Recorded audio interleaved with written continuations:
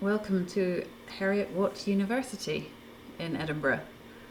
This is a virtual tour organised for our accreditation visits from the Energy Institute and from CIBSE in April 2021. And what follows is a selection of clips taken at Heriot University at the end of February 2021. So we're still in the midst of the COVID pandemic, and you'll see evidence of that throughout these clips. It's quite quiet. What we see in the distance there, just behind the trees, is the Oriam National Centre for Sport. The Scottish rugby team train there, and it's a building we're quite proud of and we enjoy looking at because we have good operating energy data for it, and so we can study the BREEAM proposals and what it's come to be. You can see there the buses where students mostly arrive at campus, and this is the end of the long drive into Heriot University, past that Oriam Centre, and we're now approaching the main reception. Heriot University is a campus university. It's mostly 3-storey buildings, let's say, in some wonderful parkland that used to be a wonderful landscaped garden for a house, a luxury house, which no longer is present, and instead our library is built on that site. So this is us entering the main reception, and we then start to disperse around campus, and the first thing we're going to do is visit the library. So if we take a left turn from reception and we move through a few more corridors than I'll bother to film, we arrive at this building, which is no longer a kind of Tudor mansion, but is instead a 1970s building, I think. The library is called the Cameron Smale Library. That's a previous principal of Heriot University, I think, from the 1920s. So we've arrived here in the library. It's a rather quiet entrance, let's say. You can see the lift, which we didn't take, and we're walking up the stairs to this main first floor level, which is where you arrive at the library, and all students have their ID cards to get in, and they'll pass through here, and now they have 4 floors of books and study space here in the library. So this is having just come through those turnstile gates, and this is the main entrance study floor. It is notionally quiet study, but it's one of the noisier areas because, as you'll see, there is a kind of cafe off to the side here, newly refurbished in 2019-2020. Of course, at the moment, in the midst of COVID, very, very controlled numbers of students able to study there. You currently have to book a space, and of course the cafe is closed. We've gone up a floor now. We're on the first floor, and we're walking past a number of seminar rooms which can be booked by students or by tutors for use, and are often used as group study spaces. You can see some additional informal spaces there, some larger study spaces, bookable at the moment. Usually it's a case, I think, of turn up, and if there's space you go for it, but of course in COVID that is no longer the case. And this is, I'm just going to go through a couple of the floors of the building. We're not going to show you everything. And it gives you a sense of the scale of the library, the size of the study spaces, of course now all arranged for COVID. You can see the green sit here, red do not sit here notes, lots of hand sanitizers, and of course the areas which we cannot use at the moment because of pandemic regulations.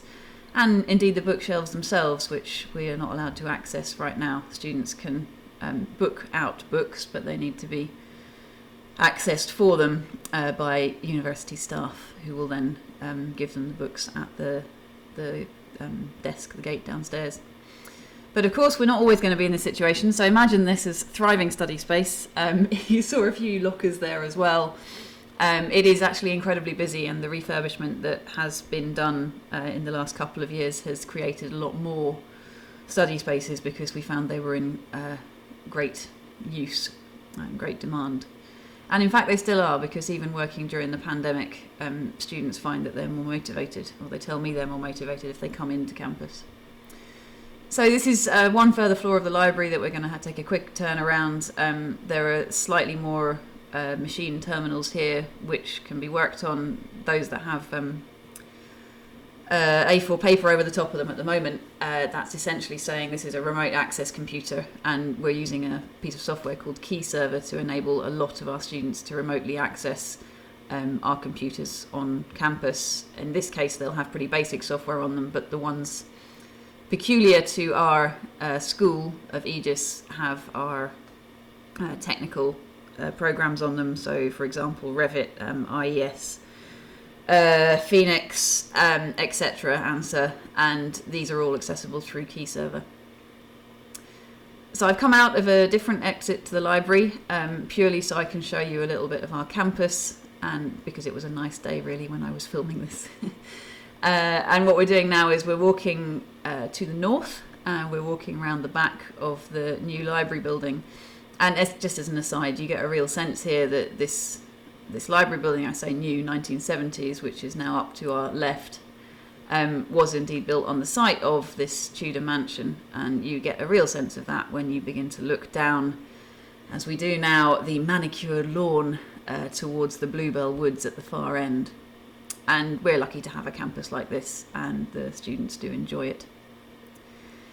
So we're going to move towards our more specialist spaces now for the School of Energy, Geoscience, Infrastructure and Society, and that has all of the built environment disciplines sitting within it. So this is us walking from the main reception again through what essentially is a continuous first floor level corridor throughout the whole of the campus, linking together the, I'm going to get this wrong, but let's say 26 odd buildings that make up Heriot Watts campus. And you can see out of the windows there the kind of mature trees, the woodland that we are lucky enough to have the campus in the middle of. So we're moving now from the centre of the university into the, as I say, the more specialist areas. This area is called the Bridge Link because it links the main reception with the main eating and the large lecture hall spaces which we're about to arrive at. Normally lots of seating, thriving with students, lots of societies, of course none of that at the moment. We're walking now into one of the largest cafeterias that are available on site for the students. Again, of course, all closed at the moment, but this is where a lot of students can and do choose to eat, various different options around the edges of it that you can choose to eat. And that's directly opposite, off to the right, which we didn't go into, a couple of the really large lecture theatres. When I say really large, they will take about 400 people. So some of our students will be using those for first year courses, most likely, for example, maths for engineers and scientists. That's a very, very large class. We've come down, this is the Union shop here. You have a fairly standard shop where you can buy anything you want, and a couple of additional cafe spaces beyond that. And we're just quickly going to drop our noses down here behind the stair we've just come down, because this is one of the larger informal study space areas. They're called the Learning Commons on site.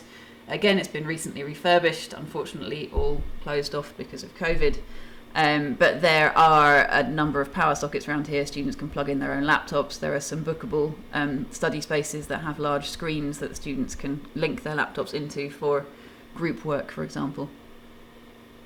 So back to the Student Union shop, and we carry on walking towards the School of the Built Environment areas, or School of Aegis, sorry, and the Built Environment discipline areas.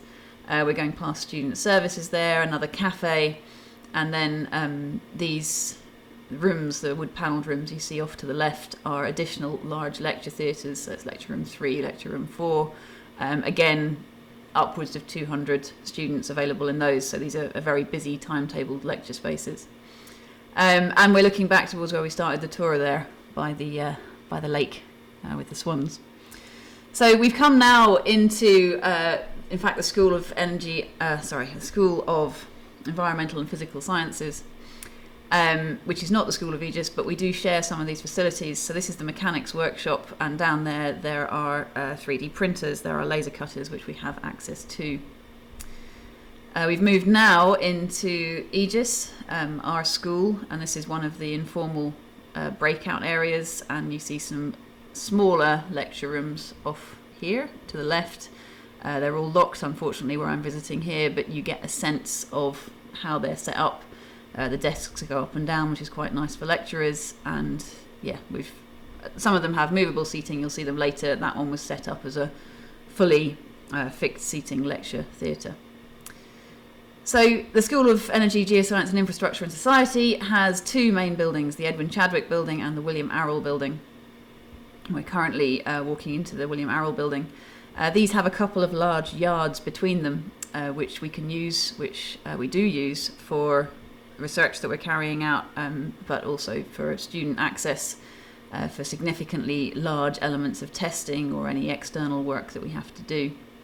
And sitting between those two yards is the structures lab, which we're going to look through the window of just now. This is a 1/3 model of a node of the fourth rail bridge. But beyond that, there's a large wave tank. There are some heavy lifting cranes that can help us to work with large pieces of concrete that some of our researchers are investigating the strength of and the performance of. This is the other yard on the other side of the structures lab, and you can see a couple of those big bits of concrete. It's old motorway bridges which we're investigating. So that structures lab is not directly related to our architectural engineering curriculum, but we do have access to it, and our students will work in it in some courses. This is the Edwin Chadwick building now. You saw us walk past a number of lockers. All students, as I say, have access to lockers if they want them. And we're walking now down the corridor which has most of our staff offices on. So most of our staff will have individual offices on the right hand side here. Each of these doors has a name on it, and one of them is mine that we saw at the beginning next to that sign for Esteem, which is our solar decathlon team. And it's great that we're all here in the architectural engineering discipline because this is our lab. This is the drainage lab, also ventilation, thermal performance, solar as well. And we've come into it on the mezzanine here, which is at first floor level. And you see this is the Heliodon, which the students use as part of their early stage design projects. They're introduced to it in year 1 and they work on it in the design project in year 2. We have a kind of small classroom space up here, a number of seats which we can put out. Those are hard hats which are used for site visits as and when we can get to them, which is great. And then down on the lower end, the ground floor of this, our lab, we have at the moment a drainage experiment set up. You can see there some of the thermal and the solar testing equipment. We have a large space that we can work on. This is an excerpt from a video which sits on our website and was filmed by some professional filming crew, so slightly better than my attempts. But this is the drainage lab that we are seeing, but now we are standing underneath the mezzanine that we were just on, that we walked into. And you can see here the lab set up for a very different type of experiment. I think I'm not going to, in fact, try and explain what it is. You'd have to ask David Campbell or Michael Gormley or David Kelly to explain what was being tested here. But you can see that we get a lot out of the space that we have, and we can set it up in multiple different ways in order to achieve what we want. The students have access to these areas. They are usually locked if there's not an academic in them. If there is an academic in them, then the student can knock on the door and come in. As the students get more senior, if they were doing, say, a specialist dissertation, they would be able to access this space, potentially without staff supervision if that had been approved. But they get used to using this space. They'll use them in a number of different courses throughout their young undergraduate years. So the students get used to it quite significantly. Where do we move to now? Let's wait and see.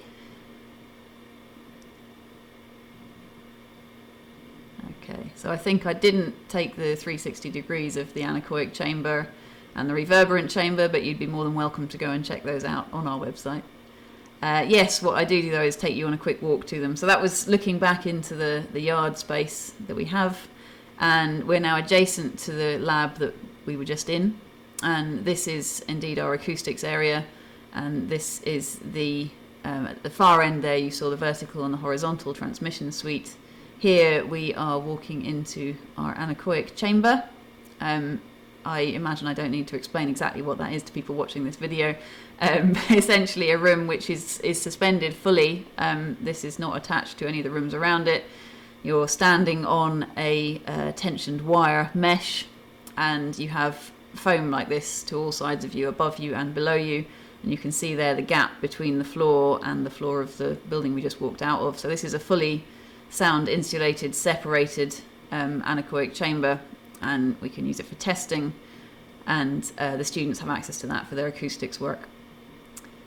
Moving away from the anechoic chamber, you see in front of you there our vertical transmission suite, and there's a room directly above that as well, so we can insert, say, different floor or ceiling textures and understand the sound transmission. This is our reverberant chamber. It's adjacent to the anechoic one, and you can see that wall there can be replaced. There's a room beyond it, which makes it a horizontal transmission suite as well. So we're very lucky to have these spaces and for the students to have access to them as well. And in this case, we're back in the drainage lab. This was the 360 view that I gave you a moment ago, but this time set up for a different project.